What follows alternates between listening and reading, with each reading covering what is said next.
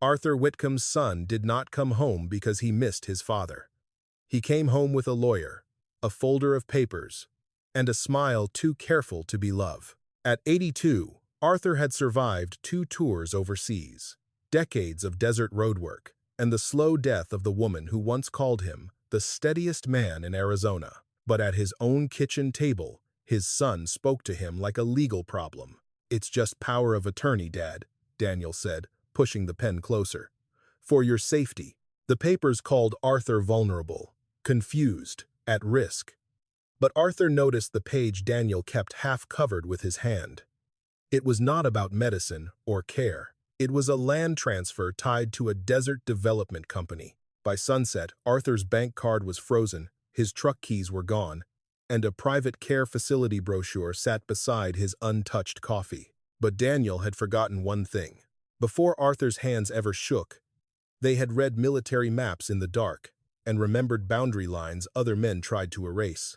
So Arthur used the last cash in his tackle box to buy an abandoned desert ranger cabin 30 miles outside town. And under its warped wooden floor, wrapped in oilcloth, he found a patrol map with Daniel's development site circled in red.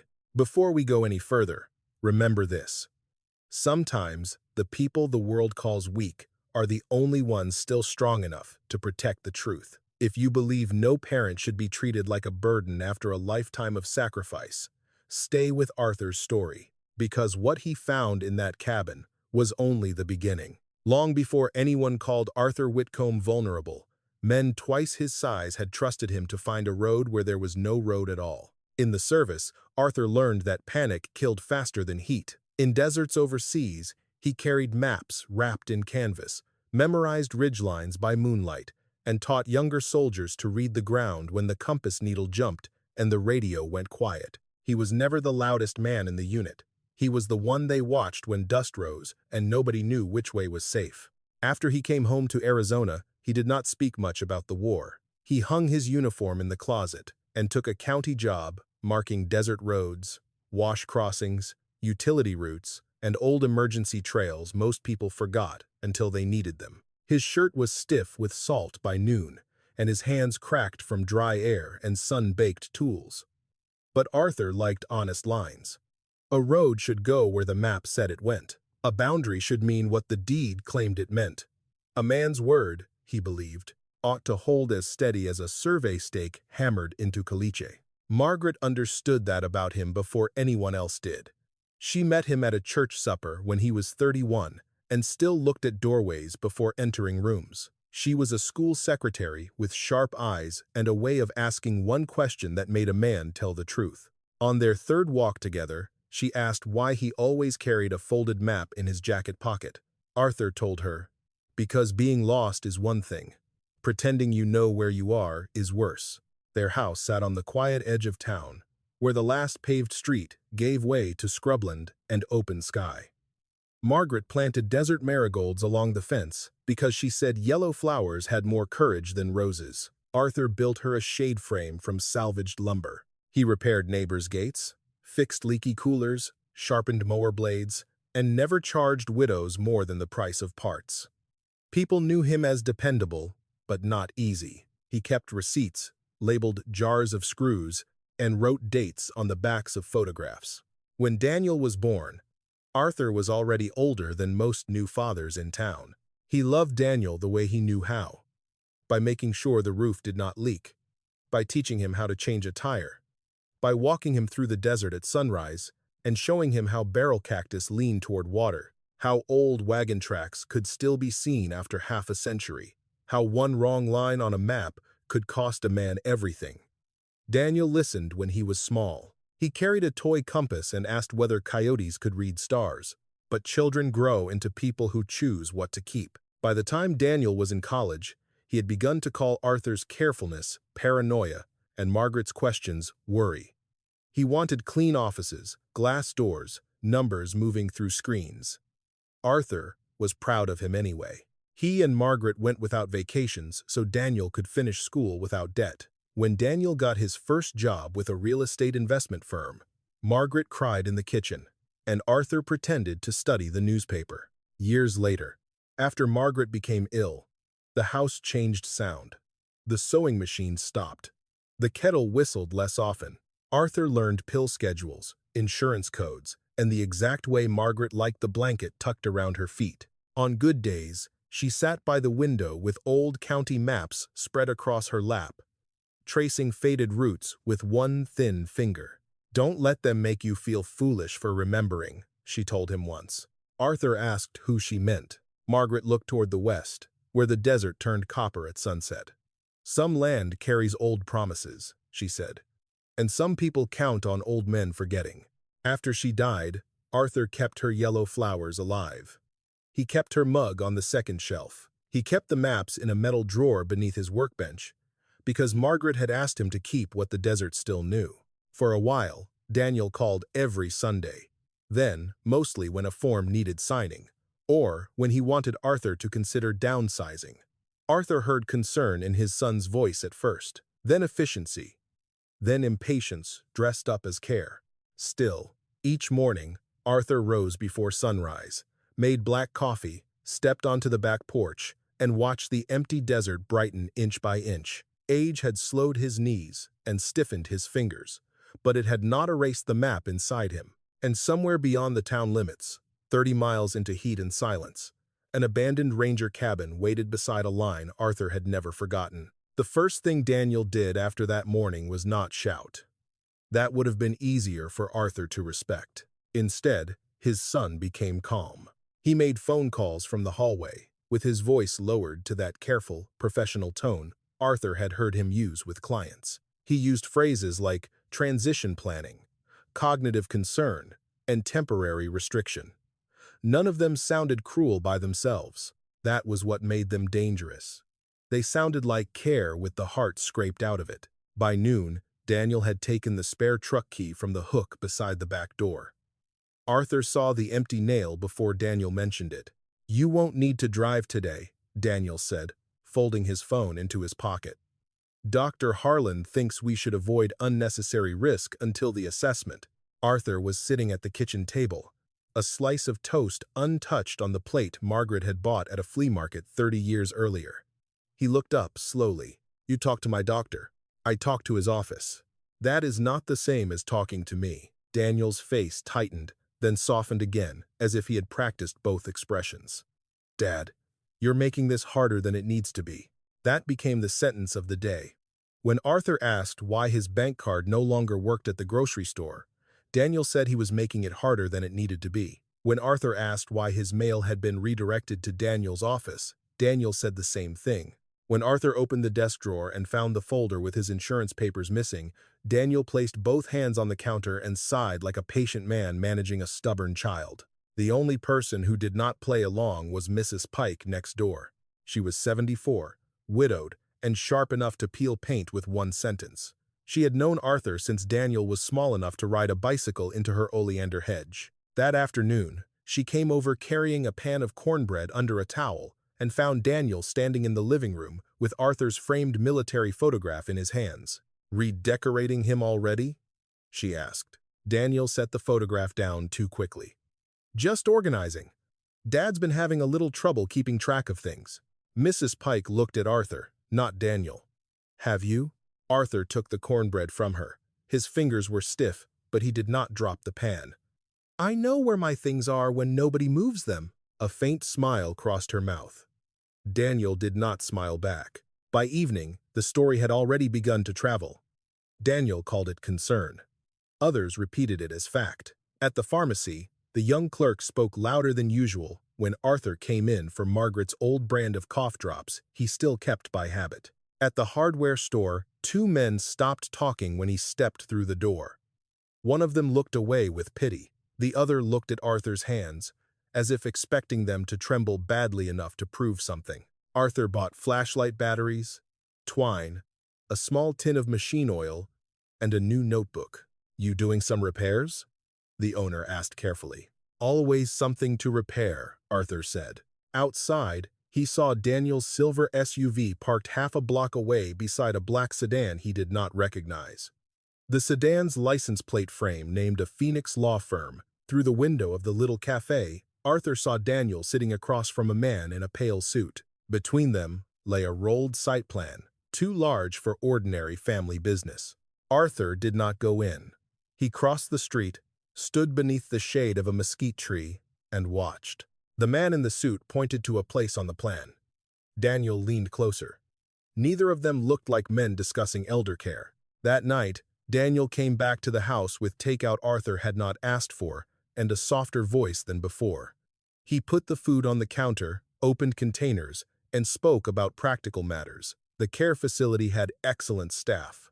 The legal paperwork could be temporary. The house could be maintained until they decided what was best. Arthur listened while the smell of restaurant gravy filled Margaret's kitchen. Then Daniel made his mistake. "There's also the matter of the West parcel," he said, almost casually. "It's just scrubland, Dad. Nothing you use. Nothing Mom would have wanted you worrying over." Arthur's eyes moved to him. Margaret had never called land nothing. Not once. Daniel kept talking. "The Desert Ridge people are trying to clean up old title issues before the county review. They have a deadline. If we don't cooperate, we could lose the offer entirely." "We," Arthur repeated. Daniel rubbed his forehead. "I'm trying to protect value for the family." "What family?" The question landed harder than Arthur meant it to. Daniel's mouth opened, then closed.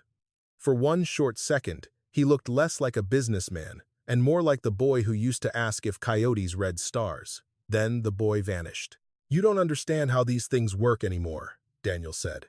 Arthur pushed the food away. "I understand a deadline." The next morning, a woman from a private assessment service arrived with a clipboard and a polite smile.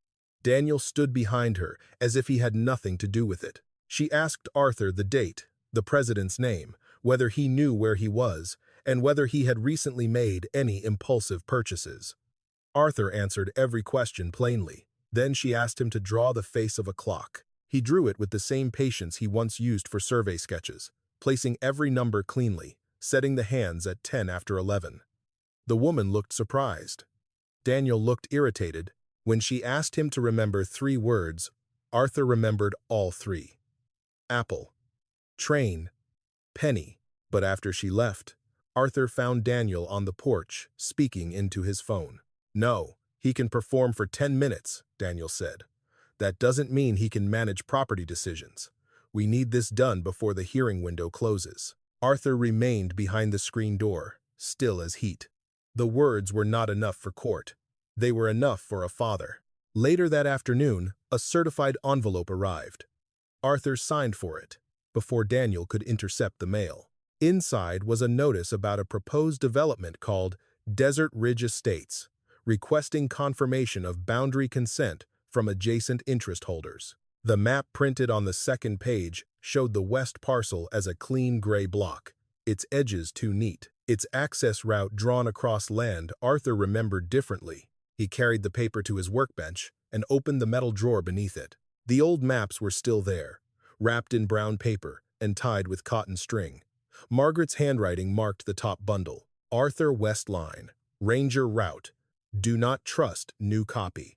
For the first time all week, his hands did not feel weak. They felt late. Daniel thought he was racing an old man toward a signature. He did not know Arthur had spent half his life noticing when a line had been moved. And he did not know that 30 miles beyond town, past the last gas pump and the dry wash where the road broke into sand, there stood an abandoned ranger cabin tied to the very route Daniel was trying to erase.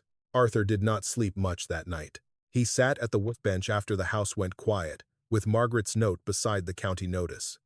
The new development map looked clean and official. The old map looked tired, folded white along the creases and stained at one corner. But the old map had something the new one did not. Memory. Arthur traced the west line with a pencil. It followed a dry wash, turned near an old emergency route, then bent toward a marked structure. Ranger Station 14B. Most people in town had forgotten the cabin existed. It had been built when summer patrols still crossed the desert in long loops, before paved access roads made men think distance had been defeated. Arthur had stopped there years ago to check culverts, wait out dust storms, and refill a radiator under a sky so hot it seemed hammered flat. Margaret had gone there with him once. She had laughed because the cabin leaned so badly it looked like it was listening to gossip. An old ranger named Cal Mercer had stood on the porch that day and tapped ash from his cigarette into the sand. "Desert paper burns easy," Cal had said, "but the ground keeps its own file." At the time, Arthur had thought it was only an old ranger's saying. Now it sounded like a warning. By sunrise, he had made a decision Daniel would call proof of decline. Arthur put on his desert boots and packed one canvas duffel with batteries, socks, a canteen, canned beans, Margaret's photograph, a flashlight, a small tool roll, and the old maps Daniel had not found. From a metal tackle box, behind jars of screws, he took the cash he had saved for emergencies. Then he walked to the county administration building. The walk took nearly 40 minutes. Twice, neighbors offered him a ride. Twice, Arthur said no. By the time he reached the property desk, sweat had darkened his collar. The clerk looked up. "Mr. Whitcomb, are you here about Daniel's paperwork?" "No," Arthur said. "County surplus." Her fingers paused. "Surplus? Ranger Station. 14B." The clerk gave him the look people gave rotten fence posts and men who refused canes. "Sir, that structure has no active utilities, no maintained road access, and no occupancy clearance. It's listed as abandoned field property." Arthur waited. "It isn't a residence," she added. "I didn't ask if it had curtains." She printed the file. The cabin had sat unwanted for 9 years. No bids, no maintenance. Twice it had been marked for demolition. But the county never wanted to pay a crew to reach it. On paper, it was almost nothing. $5. Arthur read the number twice. He did not feel lucky. He felt the old anger of seeing something useful dismissed because nobody wanted to look closely enough. A place could be called worthless until the right person needed what it remembered. A man could be called the same thing. Behind Arthur, 2 men near the copy machine laughed. "That cabin," one whispered. "In this heat? He won't last 3 days." The other said, maybe his son was right. Arthur folded the file carefully. He had heard worse in hotter places. At the payment window, he placed $5 beneath the glass. When the receipt slid back, his name sat beside the property description in small black print. The clerk lowered her voice. "Mr. Whitcomb, if your family is pursuing guardianship, this could complicate things. Then they should have asked me before pursuing." News reached Daniel before Arthur reached home. His son's silver SUV sat crooked at the curb, the driver's door still open. Daniel stood on the porch with his phone in one hand and anger plain on his face. "Tell me you didn't buy that place." Arthur unlocked the door. "I bought that place." "With what money?" "My money." Daniel followed him inside. "Dad, this is exactly what I mean. No water, no power, no safe access. You are proving you can't make decisions." Arthur set the receipt on the kitchen table. Reckless is moving a boundary line and hoping nobody remembers the old one. Daniel froze only for a heartbeat. But Arthur saw it. Then Daniel's face hardened.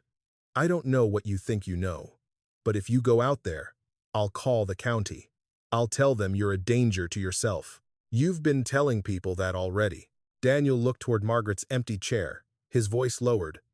"Mom would be ashamed of this." Arthur felt the words strike where Daniel meant them to. He picked up Margaret's photograph from the side table and slipped it into his duffel. "No," Arthur said.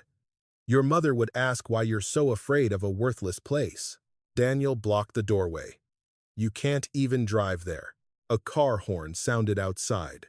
Mrs. Pike sat at the curb in her old blue sedan, engine running, both hands on the wheel. She leaned over and pushed open the passenger door. Daniel stared at her. "You're helping him?"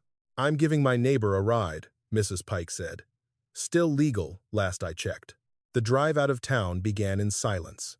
Houses gave way to storage yards, then fencing, then open desert. With every mile, Arthur felt Daniel's careful voice loosen its grip on him. The land ahead was harsh, but honest. It did not pretend concern while reaching for a signature. It offered no comfort it could not give. Heat was heat. Distance was distance. A dry wash did not lie about being empty. Mrs. Pike stopped where the maintained road ended. Ahead, A narrow track cut through scrub toward a low shape trembling in the heat. The cabin stood alone under a pale sky, roof sagging, porch half collapsed, one window boarded, the old ranger sign hanging from a rusted nail. Station 14B. Mrs. Pike whispered. Lord have mercy. Arthur stepped out with his duffel in one hand, and Margaret's photograph pressed against his chest. Sand had piled against the threshold. A lizard darted under the porch. The cabin looked smaller than memory, but stubborn enough to still be standing.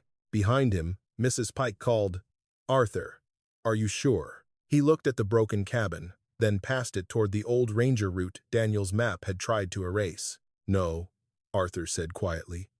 But I know where I am. The first hour at Ranger Station 14B taught Arthur that memory had been kinder than the truth.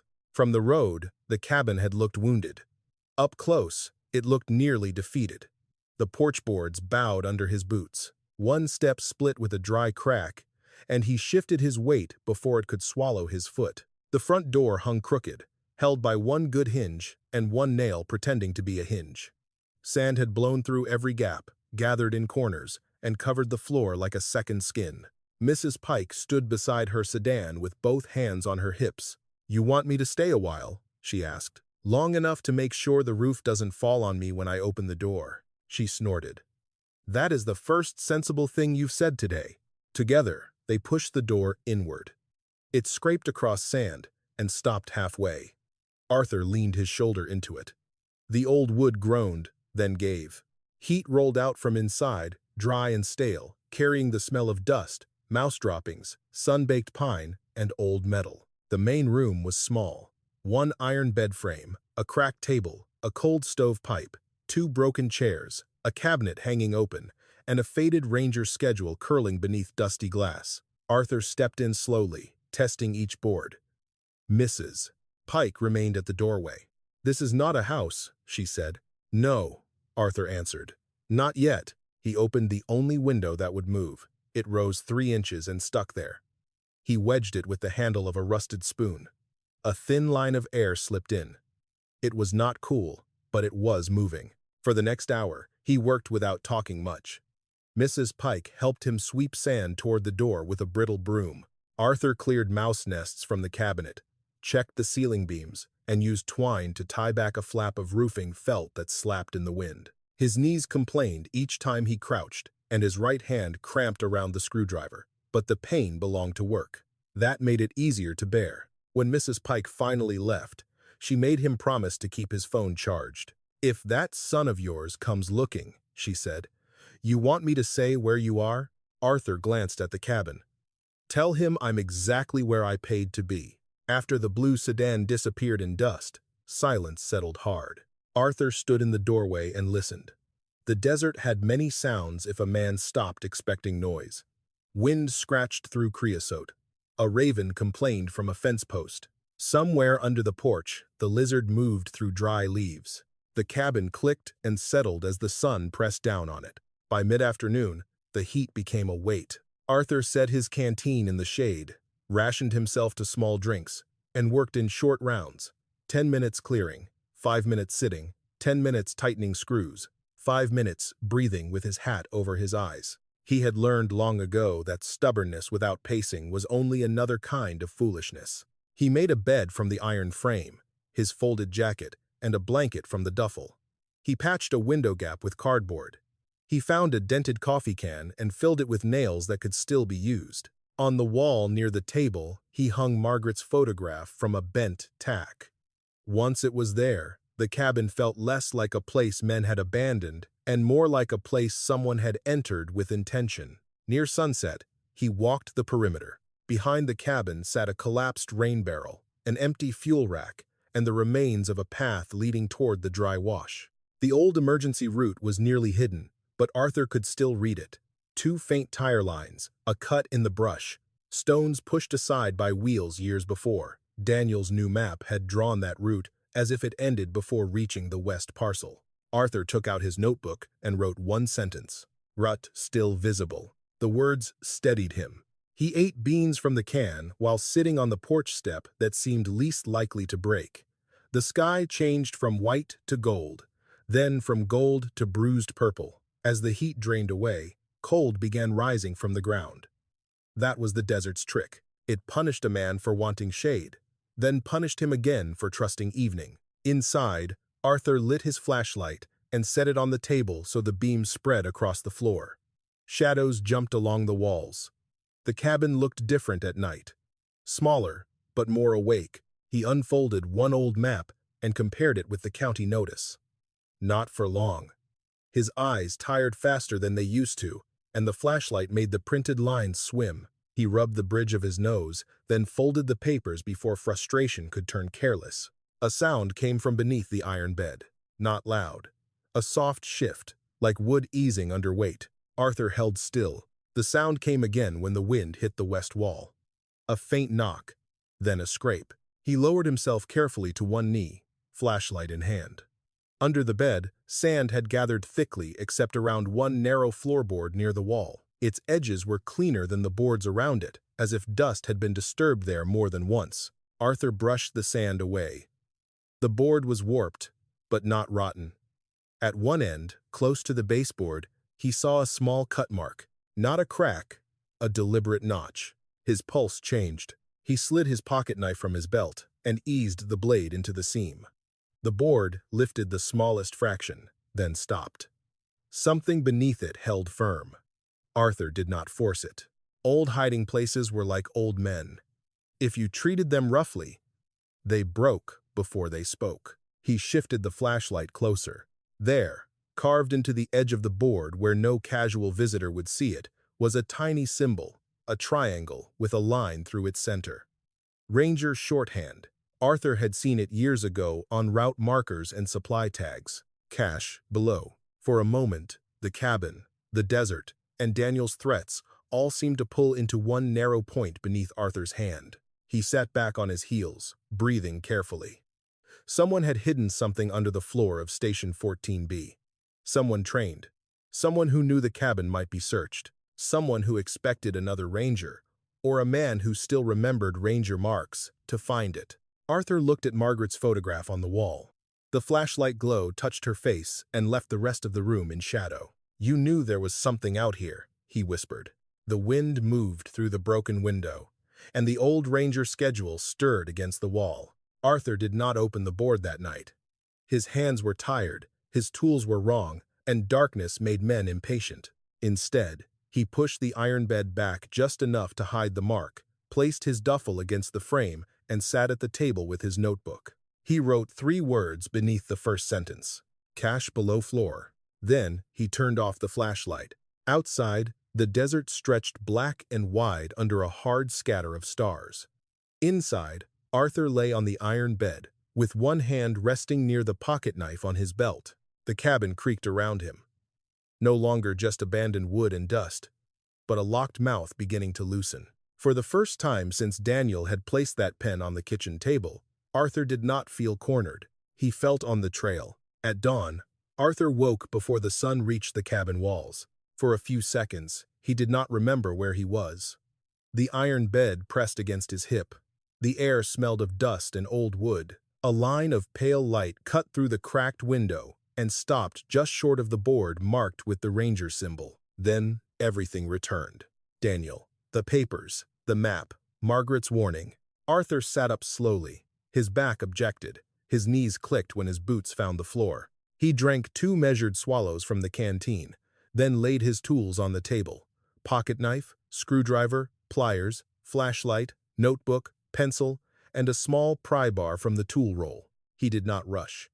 Rushing was for men who wanted the ground to forgive them, and Arthur had learned that the ground forgave no one. He moved the iron bed aside, swept sand from the seam, and worked the screwdriver under the loose edge.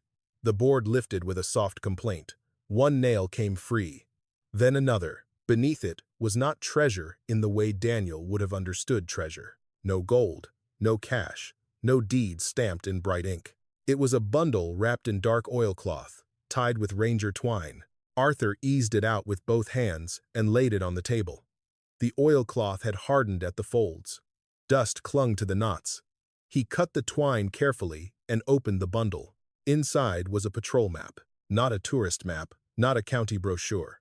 A working ranger map, drawn for men who drove through heat, fire, flood, and night without anyone waiting to praise them. Its edges were browned, the ink had faded in places, but the marks were still clear. Dry washes, fire break lines, emergency wells, old access roads, abandoned utility routes, and a boundary line that did not match Daniel's copy. Arthur pulled the county notice from his duffel and placed it beside the patrol map. The development map showed the west parcel as neat and isolated, but the patrol map showed an emergency route crossing along its lower edge, then bending toward a well marked with a small blue circle, Well 6A. Arthur knew that well in the way a field worker remembered what mattered. A dry map said road. A good map said whether a truck could reach someone before heat killed them. Beside the well was a note in pencil. Public reserve access, do not vacate. Arthur copied the words into his notebook. Under the map lay 3 folded pages. The first was a patrol log, dated more than 30 years earlier, signed by Cal Mercer. Arthur recognized the name at once. The old ranger from the porch, the man who had said the ground kept its own file. The log described a fire near the west line. Not a large fire, but enough to close the route for 2 days. The official report, Arthur remembered, had called it lightning, but Cal's note said something else. Ignition point inconsistent with strike. Tire tracks observed near South Wash. Boundary markers disturbed after burn. Arthur sat down. For years, the story had been simple. A dry storm, a small fire, a closed route. Then the cabin was abandoned, the line forgotten, the maps replaced. But the page in Arthur's hand said the fire had not been simple at all. The second page was a rough sketch of the same land. 2 boundary marks had been circled. One was labeled Original Iron Stake. The other was labeled New Marker, placed 41 yards east. 41 yards did not sound like much to a man looking at a kitchen floor. In desert land, it could move a road, a well, and a legal claim. Arthur cleaned his glasses and read the 3rd page. Do not release revised boundary until investigation closes. Below that sentence was a company name, Mesa Ferda Holdings. Arthur stared at it. The name was old, but not dead. He had seen it recently, printed in small type at the bottom of Daniel's development packet. Desert Ridge Estates was the bright new face. Mesa Verde was one of the hands behind it. The cabin seemed to shrink around him. Arthur stood, paced once, then stopped. Pacing wasted water. Panic wasted more. He returned to the table and began doing what Daniel had forgotten he could do. He compared lines. He measured distances with the edge of his pencil. He marked differences in his notebook, not with dramatic words, but with facts, well shown on patrol map, missing from development map. Emergency route shortened. Fire break erased. Boundary marker shifted east. The more he wrote, the steadier his hand became. His phone buzzed near the window where reception came and went, like a shy animal. Daniel's name appeared on the screen. Arthur let it ring out. A voicemail arrived. Arthur played it on speaker. Dad, this has gone far enough, Daniel said. I spoke to the county. You are not approved to occupy that structure. I'm coming out there today, and we're going to handle this before you embarrass yourself further. Arthur listened to the end. Then he saved the message. Not because it hurt. Because it might matter. He photographed the patrol map with his old phone, checking each image twice. The screen was scratched. The camera was poor. So he also copied the crucial lines by hand. He numbered each page. He wrote the date, the time, the cabin name, and where the bundle had been found. Evidence did not become truth just because a man believed it. It had to be kept clean. By late morning, sweat ran beneath his collar. He moved the papers away from the sun and weighed the corners with nails. A gust entered through the broken window and lifted one page just enough to reveal writing on the back of the patrol map. Arthur turned it over. There, in a hand he knew better than his own, was one sentence. Arthur, if this ever finds you, follow the well line, not the road. He stopped breathing for a moment. Margaret. Not a full letter, not an explanation, just one line, written small, as if she had not had time for more. But it was hers. The angle of the A, the long tail on the Y, the hard final period.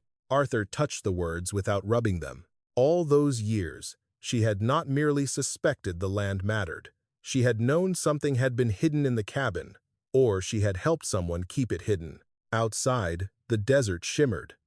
Inside, Arthur felt the old shape of his grief change. Margaret was not only a memory in a frame now. She was part of the trail. He followed the well line with his finger. It did not lead to Daniel's clean access road. It led toward another supply cache, marked by the same tiny triangle carved into the floorboard farther west, near well 6A. Arthur closed his notebook. Daniel was coming. The county might come after him. The company might already know the old map existed, or they might not. Either way, Arthur no longer had only a feeling and an old man's memory. He had a patrol map. He had Cal Mercer's log. He had Margaret's warning. And he had a line in the desert his son had tried to erase. Arthur folded the papers back into the oilcloth, but not before placing one copy of his notes in a separate envelope. He slid the envelope behind Margaret's photograph in its frame. If Daniel found the bundle, he would not find everything. Then Arthur stepped onto the porch. The heat struck him full in the face. Far off, dust rose along the track from town. One vehicle, maybe two. Arthur rested one hand on the doorframe of the broken cabin. For the first time, Station 14B did not feel like shelter from his son. It felt like a witness. By the time the dust reached the cabin, Arthur had hidden the original bundle behind a loose panel near the stovepipe. He kept one copied page on the table, weighted under a nail, as if it were only a repair list. His pulse stayed steady, but his ears measured every sound outside. Gravel under tires, a door closing, footsteps on hard dirt. It was not Daniel who came first. A rust-red pickup stopped beside the collapsed rain barrel. A woman stepped down with a cardboard box balanced against one hip. She wore faded jeans, work boots, and a hardware store shirt, with Bell's Supply printed over the pocket. Her dark hair was streaked with gray and tied back. "Well," she said, studying the sagging porch, "you either bought the loneliest place in Arizona, or you're trying to make a point." Arthur remained in the doorway. "Depends who's asking." Rosa Bell. She lifted the box. "Mrs. Pike called. Said you needed hinges, screws, water tablets, and someone who won't report you to your son." Arthur studied her face. It was open, but not soft. A woman who had learned how to keep kindness from looking like weakness. "You deliver this far?" "Not usually." She glanced at the old ranger sign. "But my father used to talk about this place." "Who was your father?" "Luis Bell. Ranger out here before the county folded Desert Patrol into emergency management." The name stirred something. Luis Bell had been younger than Cal Mercer, quick with a wrench, and famous for peppermint candies in his shirt pocket. Rosa saw recognition in his eyes. "So you knew him?" "Enough to know he did good work." Her mouth changed, not quite a smile. "That depends who you ask in this county." She carried the box inside without waiting for permission. Arthur almost objected, then stepped aside. The cabin looked different with another living person in it. Less like a secret, more like a room. Rosa set the box on the table. Hinges, screws, latch, 2 gallons of water, crack sealant, battery lantern, and before you argue, Mrs. Pike paid for half and told me to lie about it. Arthur looked through the supplies. She's always been bossy. Good neighbors usually are. The battery lantern caught Arthur's attention. He clicked it on. A warm circle of light filled the table, pushing back the gray corners of the room. For a moment, he could almost imagine Margaret sitting there, sorting screws into little bowls. Rosa noticed the patrol copy before he could turn it over. "Where did you get that symbol?" she asked. Arthur kept his voice even. "Which symbol?" She tapped the triangle with a line through it, copied near well 6A. "That one. My father carved it under his workbench. I used to think it was just his mark." Arthur closed the door against the wind. "It's Ranger shorthand, cache below or cache near, depending where it's placed." Rosa stared at the page. The color drained from her face. "My father lost his job over a map," she said. Arthur waited. He came home one night with his knuckles split and his shirt torn. My mother asked what happened. He said men at the county office wanted him to sign off on a revised route closure. He wouldn't. 2 weeks later, they claimed he mishandled equipment logs. After that, nobody hired him for field work again. Did he keep records? He kept everything. Rosa gave a bitter little laugh. But after he died, most of his ranger things were gone. I thought my brother threw them away. Arthur looked toward the floorboard, then to the copy on the table. Maybe not all of them. Outside, a faint sound rose from the west. Not a truck. A dragging stumble through brush. Arthur turned first. A man came into view beyond the porch, bent under the sun, one hand clutching a broken mesquite branch. His beard was gray, his shirt soaked through, and his hat hung down his back by a cord. He took 3 uneven steps, then dropped to one knee. Rosa was already moving. Arthur grabbed a water jug and followed as fast as his legs allowed. Together they reached the man before he fell flat. His skin was hot, his lips were cracked, he smelled of sweat, dust, and old whiskey. "Easy," Arthur said, kneeling beside him. "Don't gulp." The man tried to speak. Only air came out. Rosa shaded his face, while Arthur wet a cloth and pressed it to the back of his neck. They gave him small sips. After several minutes, his eyes focused. "Name?" Rosa asked. "Walt," he rasped. "Walt Henson." Arthur recognized the look. A man who had been sleeping wherever the night led him. Veteran, maybe. Worker, maybe. A life worn down until every place became temporary. "My truck quit," Walt said. "Thought the old route cut back to the highway." Arthur looked toward the erased emergency track. "It used to." They got Walt inside and sat him in the least broken chair. Rosa opened crackers from her box. Arthur poured water into a tin cup and watched the man's hands shake around it. "You live here?" Walt asked after a while. Arthur glanced at the cracked walls, crooked door, and lantern glowing on the table. Yesterday, the question would have sounded foolish. "I'm starting to." Walt nodded, as if that made more sense than it should. Better than some places. No one asked what he meant. The answer sat in his torn duffel and the way he looked at the floor before looking at people. When the worst heat passed, Rosa checked Walt's truck with Arthur's tool roll. The radiator hose had split. She patched it enough to move later, but not safely before morning. Arthur told Walt he could sleep on the porch if he wanted shade and air. Walt looked embarrassed. "I don't need charity." "Good," Arthur said, "because I need someone to hold boards while I fix that door." Walt blinked. Rosa hid a smile. By sunset, the 3 of them had changed the cabin more than Arthur had managed alone. The new hinges pulled the door straighter. The latch caught. Rosa sealed 2 cracks near the window. Walt, still weak but stubborn, held boards steady and sorted usable nails from bent ones. Arthur marked each repair in his notebook because order mattered, even in a broken place. When Rosa prepared to leave, she looked again at the copied symbol. "There may be something in my father's storage unit," she said. "Old footlockers. I haven't opened them in years." Arthur nodded. "Don't bring them here yet. Look first, quietly. You think this is bigger than Daniel?" "I think Daniel found a door other men built before him." Rosa absorbed that. Then she took a pencil and drew another small mark beside well 6A, a triangle with 2 short lines beneath it. "I saw this on a metal tag in my father's things," she said. "On a water can. What did he say it meant?" "Supply cash. Emergency only." Arthur stared at the mark. The well line Margaret had written about did not end at the cabin. It reached farther west, toward the place Daniel's map had made blank. After Rosa drove away, the cabin did not fall back into its old silence. Walt sat on the porch with a cup of water between his boots. The lantern glowed through the window. The repaired door held against the wind. Arthur stood outside and looked at Station 14B. That morning, it had been a hiding place with evidence under the floor. By night, it had held 3 people, 2 gallons of shared water, 1 patched door, and the first warm light anyone had seen there in years. The desert was still harsh. Daniel was still coming. The truth was still dangerous. But the cabin had done something Arthur had not expected so soon.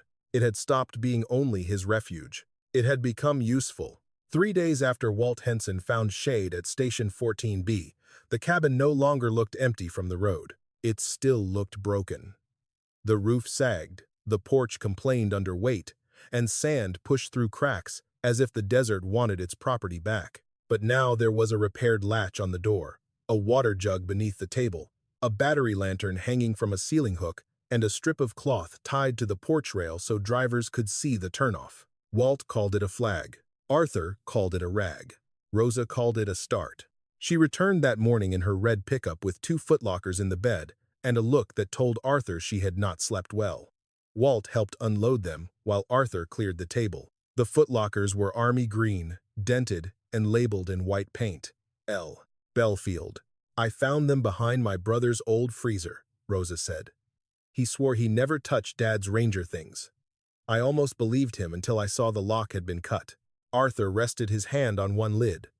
You sure you want to open them here? No, she said. That's why I know I should. Inside the first locker were spare bootlaces, a compass, cracked canteens, route tags, and a ranger cap folded beneath a towel. Rosa held the cap for a moment before setting it down. The second locker held papers. Not many. Enough. There were supply inventory sheets, patrol schedules, and pages torn from a logbook. Some had smoke-dark edges. One page listed Well 6A as active emergency water, not abandoned. Another showed Station 14B had been recommended for repair after the fire, not closure. A third page carried the phrase Arthur had seen before, revised route closure, pending title review. Below it was a signature, Harper Klein. Rosa frowned. Who is that? Arthur opened his notebook to the names copied from Daniel's development packet. Harper Klein was listed as counsel for Mesa Verde Holdings, the old company behind Desert Ridge Estates. Walt gave a low whistle. That man still alive? Alive enough to send letters, Arthur said. By noon, they had made a system. Rosa sorted her father's papers by date. Walt cleaned dust from route tags and read numbers aloud. Arthur copied anything tied to Well 6A, the West Line, the fire, or Mesa Verde. He did not try to hold everything in his head. Pride made men sloppy. Paper made them careful. Around 2 o'clock, a horn sounded outside. A tan minivan sat crooked near the track, one front tire nearly flat. A woman in nurse's scrubs stepped out, holding a phone high in the air. Is anyone here? She called. Walt looked at Arthur. Your rag worked. Her name was Marcy Ortega. She had taken the wrong turn after visiting her aunt, then hit a rock hidden under sand. Her phone had no service.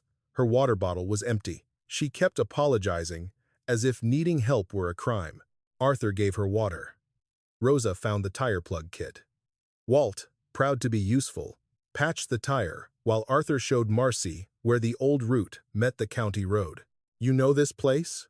Marcy asked. I'm learning it again, Arthur said. She looked around the cabin.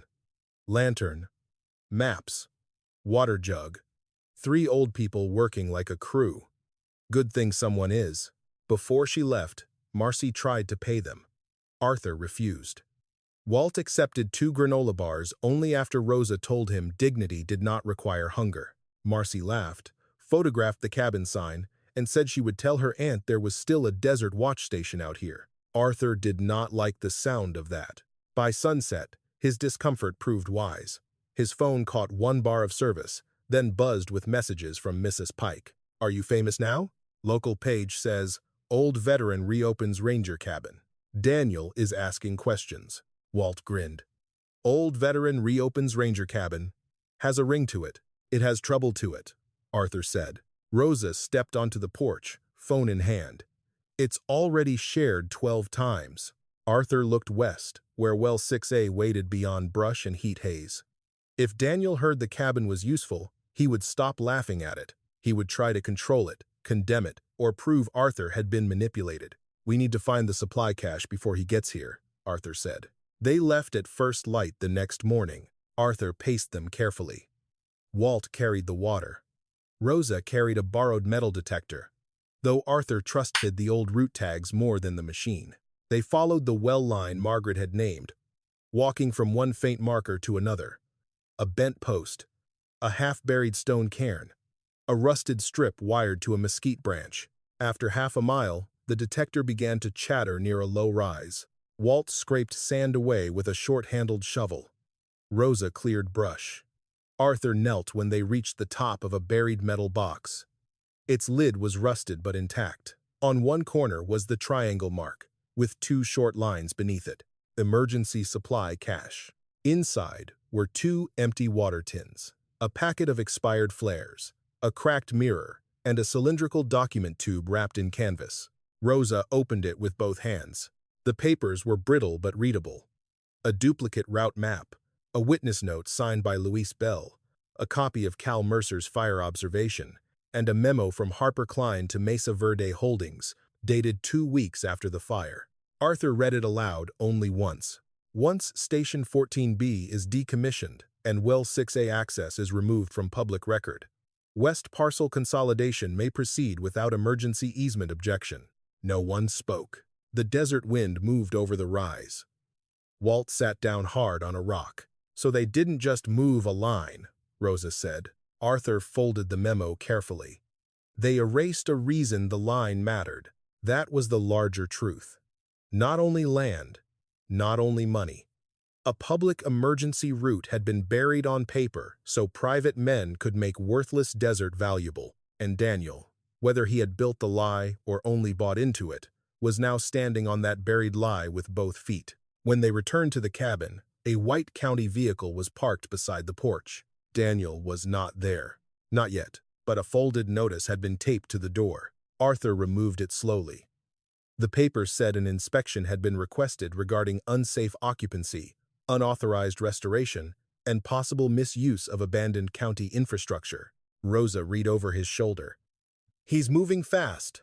Arthur looked at the repaired latch, the lantern inside, the water jug under the table, and Walt's hat hanging from a nail by the door. 3 days ago, Daniel could have called the cabin worthless, and almost everyone would have agreed. Now someone had been helped here. Evidence had been found here. Light had returned here. That made it dangerous. Arthur folded the notice and placed it in his notebook. Good, he said. Walt stared at him. Good?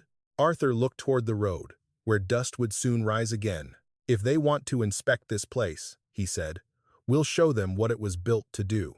The county inspector arrived at 9 in the morning, and Daniel arrived 5 minutes before her, as if he wanted to stand between Arthur and the law. His silver SUV stopped hard beside the porch. A black truck pulled in behind it, cleaner than any work truck had a right to be in desert country. Daniel stepped out wearing pressed khakis, sunglasses, and the same careful concern he had worn at Arthur's kitchen table. The man from the black truck carried a leather folder. Arthur watched from the porch with his hat in one hand. Walt stood behind him, close enough to be counted. Rosa leaned against her red pickup with her arms folded.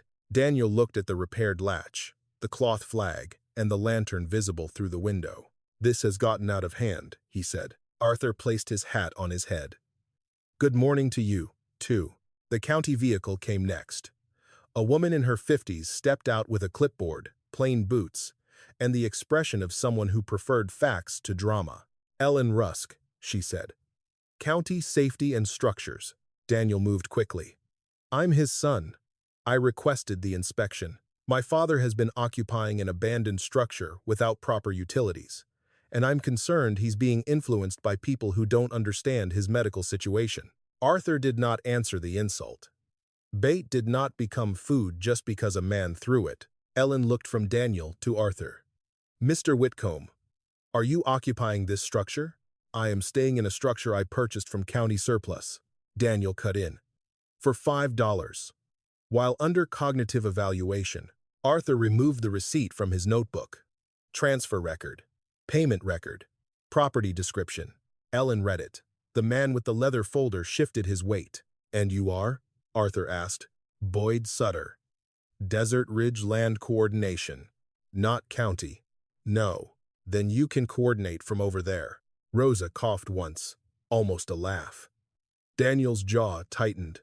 Ellen walked the porch first, pressing boards with her boot, marking 2 unsafe sections, checking the door and roofline.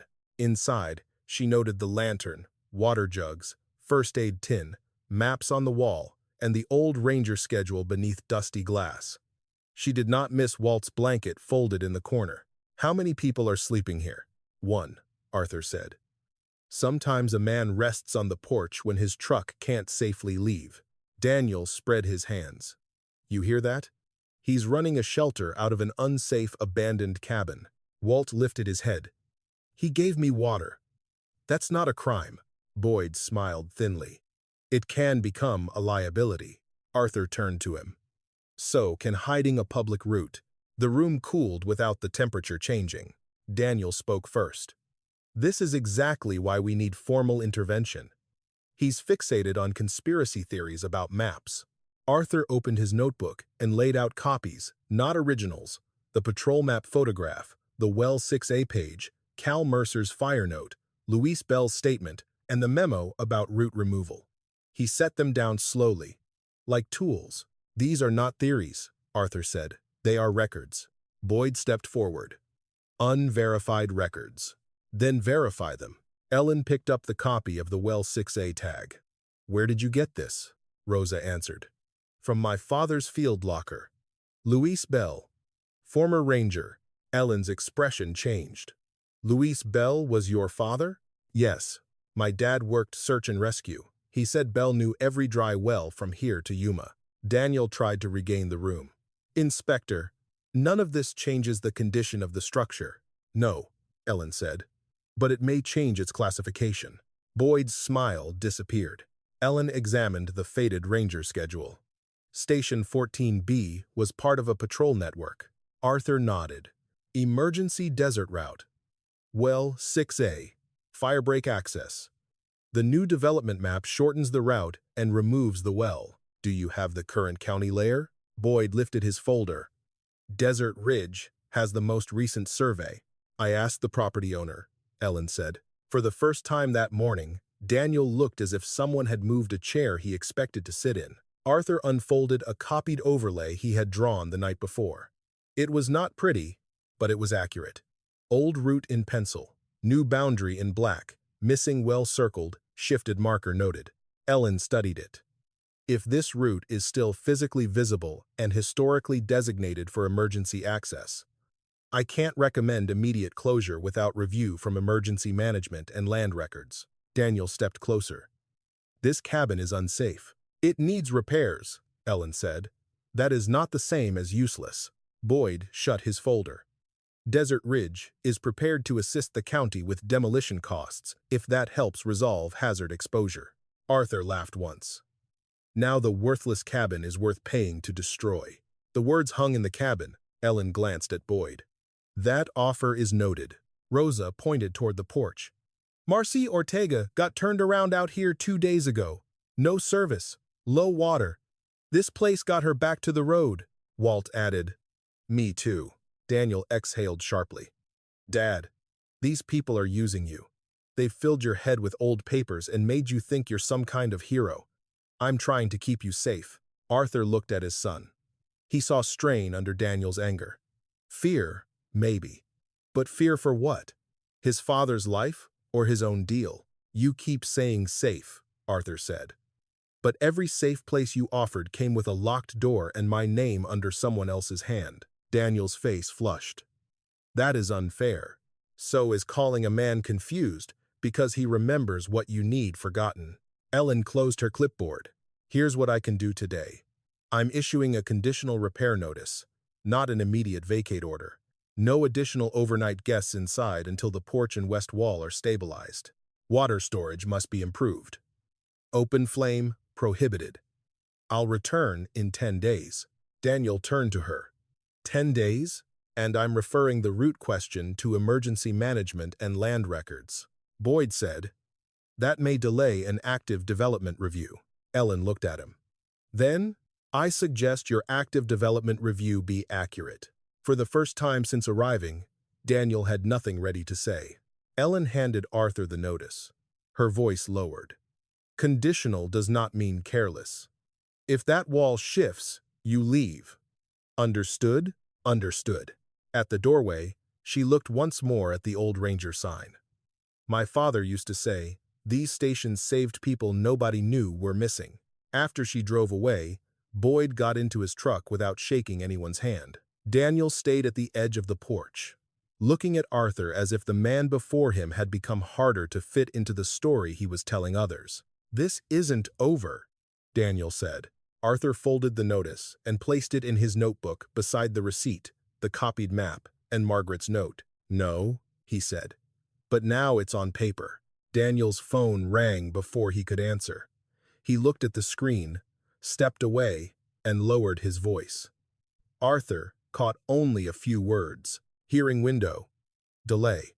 Klein. Then Daniel looked back at the cabin. Not with embarrassment now, but calculation. The inspection had saved the cabin for 10 days. It had also told Daniel exactly how much danger it held. The county hearing room smelled of old paper, floor wax, and coffee that had been sitting too long. Arthur arrived 20 minutes early. Rosa came with him, carrying her father's field papers in a flat envelope. Walt walked on Arthur's other side, clean-shaven for the first time since Arthur had met him. Mrs. Pike sat in the second row with her purse on her lap like a weapon. Daniel was already there. He sat at the front table beside Boyd Sutter, and an older man with silver hair, narrow glasses, and hands too smooth for field work. Arthur knew him before anyone said his name. Harper Klein. The signature from the old memo had aged into a living man. The hearing was supposed to decide whether Arthur's occupation of Station 14B presented a safety risk, and whether his recent decisions raised concerns about capacity. But everyone in the room could feel the larger question underneath. Who had the right to decide what an old man remembered? The board chair, Denise Alden, adjusted her glasses. "Mr. Whitcomb," she said, "you understand why we are here?" Arthur stood slowly. "Yes, ma'am. My son says I'm not competent enough to live where I choose, and a development company wants a cabin gone before anyone asks what road used to run past it." A murmur moved through the room. Denise tapped her pen once. "We'll proceed in order." Daniel's lawyer went first. He described Arthur as proud, isolated, recently bereaved, resistant to support, and vulnerable to influence by strangers. He mentioned the $5 purchase as if the price itself proved madness. He spoke of heat, snakes, structural danger, and an elderly man clinging to the past. Then Daniel stood. "I love my father," he said. "This has never been about money. It's about safety." He bought an abandoned structure without consulting anyone. Now people around him are encouraging this fixation on old maps, and I am afraid something terrible will happen before we can protect him. Arthur watched his son's face. Daniel's voice almost broke on the word protect. For a moment, Arthur hated how convincing he sounded. Boyd Sutter spoke about liability exposure and obsolete field structures. Harper Klein spoke last, dry and legal. He said old patrol papers, even if authentic, did not establish current public access. Historic notations could be misread by laypeople. Development, he said, could bring jobs, tax revenue, and responsible land use. Progress on one side, confusion on the other. Then Denise turned to Arthur. "Mr. Whitcomb, you may respond." Arthur opened his notebook. On the inside cover, he had written the order of things. Not because he could not remember, but because truth deserved to be set down carefully. "My son says this is about safety," Arthur began. Safety mattered to the men who built Station 14B. It mattered to every person who crossed that route with a hot engine, a dry canteen, or a family waiting at home. He placed the first copy on the evidence table. "This is the current development map. It shows the west parcel with no emergency route and no active well access." He placed the second copy beside it. "This is a patrol map found under the floor of Station 14B. It shows the emergency route, well 6A, and the original boundary." Klein leaned toward his microphone. "Found under a floor is hardly chain of custody." Arthur nodded. "That's why I made dated notes, photographed the location, and asked Rosa Bell to bring independent records from her father's field locker." Rosa stood. "My father was Luis Bell, ranger on that route. These papers were in his locked field trunk." She gave the board the inventory sheet, the well 6A page, and Luis Bell's C9 statement. Denise read in silence. Then Ellen Rusk stepped forward when called. "My inspection showed structural problems," she said. but I also found evidence consistent with former emergency use. Since then, emergency management confirmed older route layers listing a desert access line through that area. Those records appear to have been marked inactive, without complete closure documentation. Boyd shifted in his chair. Arthur placed the memo on the table. This came from an emergency supply cache near Well 6A. It names Mesa Verde Holdings and refers to removing Station 14B and Well 6A access from public records so West Parcel consolidation could proceed without emergency easement objection. Denise read the memo. Her pen stopped moving. "Mr. Klein," she said, "your name appears here." Klein gave a thin smile. "I would need to review context." "You signed it," Rosa said. Klein turned toward her. "Miss Bell, grief over your father's employment history does not make you an expert in land law." Walt stood before Arthur could stop him. "No," Walt said, "but being thirsty makes a man an expert in water. That cabin had water. That route got me there.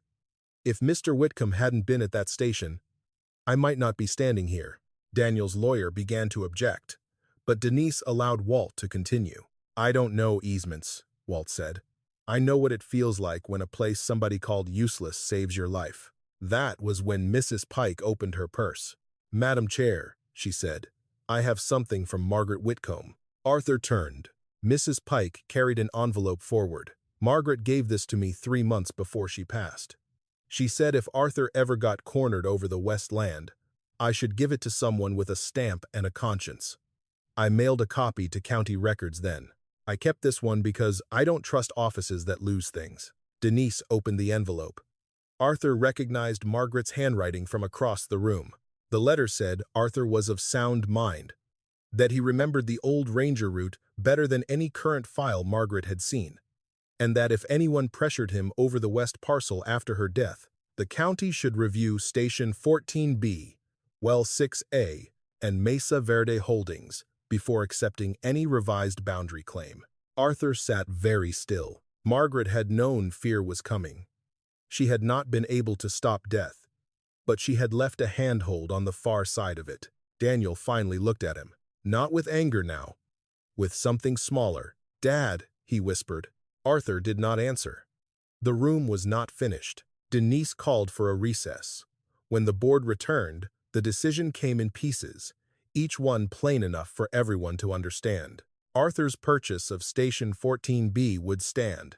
No finding of incapacity would be made based on the evidence presented. The cabin would remain under conditional repair status, not immediate closure. The emergency route and Well 6A records would be referred for formal review. Desert Ridge's development consideration would be paused until land records, easement history, and document authenticity were investigated. The memo bearing Harper Klein's signature would be forwarded to County Council. Boyd's face had gone pale. Klein closed his folder with care. Daniel looked at the tabletop as if it might open and hide him. Arthur gathered his papers slowly. His hands trembled now, but not from confusion. The body had its own weather after a storm. In the hallway, Daniel caught up to him. "I didn't know all of it," he said. Arthur looked at his son. "But you knew enough to use me." Daniel swallowed. "I thought I was protecting the family." "No," Arthur said. "You were protecting the deal. There's a difference." Daniel's eyes reddened. For once, he had no polished answer. Arthur stepped past him, not cruelly, not triumphantly, but with the quiet distance of a man who had finally reached his own side of the line. Outside, Rosa carried the envelope. Walt held the door for Mrs. Pike. Arthur paused at the bottom step and looked toward the desert beyond town. Station 14B was still cracked, still hot, still waiting for repairs. But now the truth had an address. 3 weeks after the hearing, Station 14B had a new roof patch, a legal water tank, and a sign Arthur painted by hand. Desert Watch House. The letters were not perfect. His wrist ached halfway through the word desert, and Walt teased him that the S looked like a snake trying to repent. Arthur left it that way. A place built for lost people did not need perfect lettering. It needed to be visible from the road. The county investigation did not end quickly. Investigations rarely did. when powerful men had signed old papers and hoped the ink would stay buried. Desert Ridge Estates was suspended. Mesa Verde Holdings hired another lawyer. Harper Klein resigned from 2 advisory boards before anyone publicly asked him to. Boyd Sutter stopped coming to town for coffee. Daniel did not come to the cabin for 11 days. Arthur heard from him only through short messages at first. I didn't know about Klein. I should have asked more questions. Can we talk? Arthur read each one, then set the phone face down. He was not punishing his son. He was learning not to rescue him from discomfort. There was a difference, and it took age to understand it. On the 12th day, Daniel parked at the end of the track and walked the last quarter mile instead of driving to the porch. Arthur saw him coming through the heat with dust on his shoes and no lawyer beside him. Rosa was inside labeling map folders. Walt was tightening bolts on the porch rail. Neither of them moved to leave. Daniel stopped at the bottom step. "May I come up?" he asked. It was the first right question he had asked in months. Arthur sat in the old chair by the door. Margaret's photograph hung behind him, bright in its simple frame. "You can stand there for now," Arthur said. Daniel accepted it. His face tightened, but he did not argue. "I told myself I was protecting you," he said. "Part of me believed it. You were alone after Mom died. The house felt too big. You looked tired. And when the Desert Ridge people came to me, they made it sound simple. Clean up title issues. Preserve value. Keep things from becoming messy."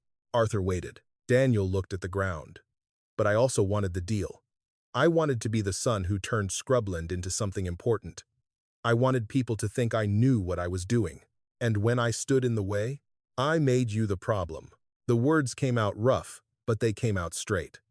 Arthur respected straight more than polished. Daniel reached into his folder. Arthur stiffened before he could help it. Daniel saw the motion and stopped. "It's not for you to sign," he said. "It's a statement. I gave it to County Council this morning. Everything I know about Desert Ridge. Every meeting. Every email. Every person who told me not to worry about the old route." Rosa looked up from the table. Walt stopped turning the wrench. Arthur did not take the paper at first. "What do you want from me?" he asked. Daniel's eyes shone, but he did not reach for pity. "Nothing today. I just wanted you to know I started telling the truth."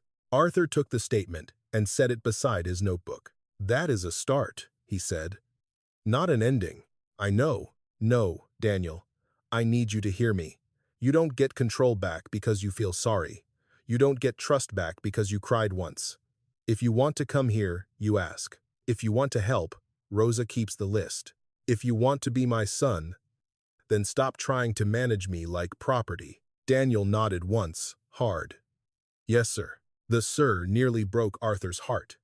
He had not heard it from Daniel since the boy was 17 and borrowing the truck for prom. But a cracked thing did not become whole because someone touched the crack and named it. It had to be held carefully, over time. So Arthur did not hug him. Not yet. He only pointed toward the side of the cabin, where a pile of lumber waited under a tarp.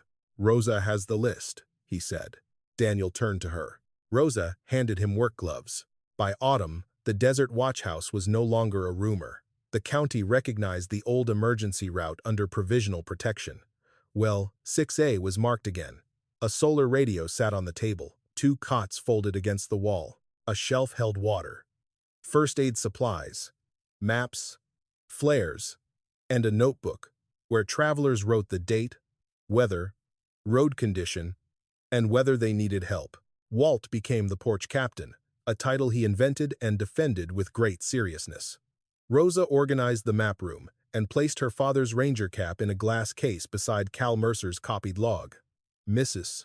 Pike brought cornbread every Friday and complained that nobody swept corners properly. Daniel came on Saturdays.